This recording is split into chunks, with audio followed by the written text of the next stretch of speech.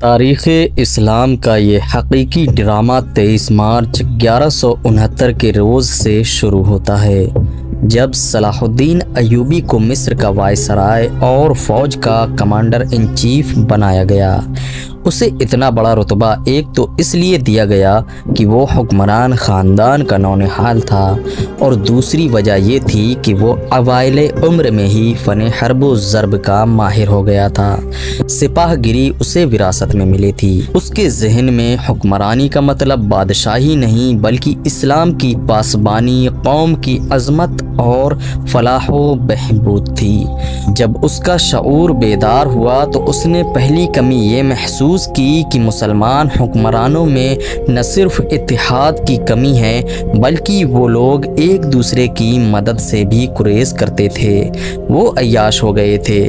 شراب اور عورت نے جہاں ان کی زندگی رنگین بنا رکھی تھی، وہیں عالم اسلام اور خدا کے اس عظیم مذہب کا مستقبل تاریک ہو گیا تھا۔ ان امیروں، ان کے وزیروں اور مشیروں کے حرم غیر مسلم لڑکیوں سے بھرے پڑے تھے۔ زیادہ تر لڑکیاں یہودی اور عیسائی تھیں، جنہیں خاص تربیت دے کر ان حرموں میں داخل کیا گیا تھا۔ غیر معمولی حسن اور اداکاری میں کمال رکھنے والی یہ لڑکیاں مسلمان حکمرانوں اور سربراہوں کے کردار اور قومی جذبے کو دیمک کی طرح کھا رہی تھیں۔ اس کا نتیجہ یہ تھا کہ صلیبی، جن میں فرینک یعنی فرنگی خاص طور پر قابل ذکر ہیں، مسلمانوں کی سلطنتوں کے ٹکڑے ہڑپ کرتے چلے جا رہے تھے، اور بعض مسلم حکمران شاہ فرینک کو سالانہ ٹیکس یا جزیہ ادا کر رہے تھے، جس کی حیثیت گنڈا ٹیکس جیسی تھی۔ صلیبی اپنی جنگی قوت کے دم سے اور چھوٹے موٹے حملوں سے حکمرانوں کو ڈراتے رہتے، کچھ علاقے پر قبضہ کر لیتے، تاوان اور ٹیکس وصول کرتے تھے۔ ان کا مقصد یہ تھا کہ آہستہ آہستہ دنیائے اسلام کو ہڑپ کر لیا جائے۔ مسلمان حکمران اپنی رعایا کا خون چوس کر ٹیکس دیتے رہتے تھے۔ ان کا مقصد یہ تھا کہ انہیں عیش و عشرت میں پریشانی کا سامنا نہ کرنا پڑے۔ فرقہ پرستی کے بیج بھی بو دیے گئے تھے۔ ان میں سب سے زیادہ خطرناک فرقہ حسن بن صباح کا تھا، جو صلاح الدین ایوبی کی جوانی سے ایک صدی پہلے معرض وجود میں آیا تھا۔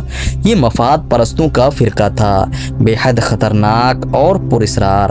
یہ لوگ اپنے آپ کو فدائی کہلاتے تھے، جو بعد میں حشیشین کے نام سے مشہور ہوئے، کیونکہ وہ حشیش نام کی ایک نشہ آور شے سے دوسروں کو اپنے جال میں پھانستے تھے۔ صلاح الدین ایوبی نے مدرسہ نظام الملک میں تعلیم حاصل کی۔ یاد رہے کہ نظام الملک دنیائے اسلام کی ایک عظیم سلطنت کے وزیر تھے۔ یہ مدرسہ انہوں نے قائم کیا تھا، جس میں اسلامی تعلیم دی جاتی تھی اور بچوں کو اسلامی نظریات اور تاریخ سے بہرے ور کیا جاتا تھا۔ ایک مورخ ابن الاطہر کے مطابق نظام الملک حسن بن صباح کے فدائیوں کا پہلا شکار ہوئے تھے، کیونکہ وہ رومیوں کی توسیع پسندی کی راہ میں چٹان بنے ہوئے تھے۔ رومیوں نے 1091 میں انہیں فدائیوں کے ہاتھوں قتل کرا دیا۔ ان کا مدرسہ قائم رہا۔ صلاح الدین ایوبی نے وہیں تعلیم حاصل کی۔ اسی عمر میں اس نے سپاہ گیری کی تربیت اپنے بزرگوں سے لی۔ نور الدین زنگی نے اسے جنگی چالیں سکھائیں، ملک کے انتظامات کے سبق دیے اور ڈپلومیسی میں مہارت دی۔ اس تعلیم و تربیت نے اس کے اندر وہ جذبہ پیدا کر دیا جس نے آگے چل کر اسے صلیبیوں کے لیے بجلی بنا دیا۔ اوائل جوانی میں ہی اس نے وہ ذہانت اور اہلیت حاصل کر لی تھی جو ایک سالار اعظم کے لیے ضروری ہوتی ہے۔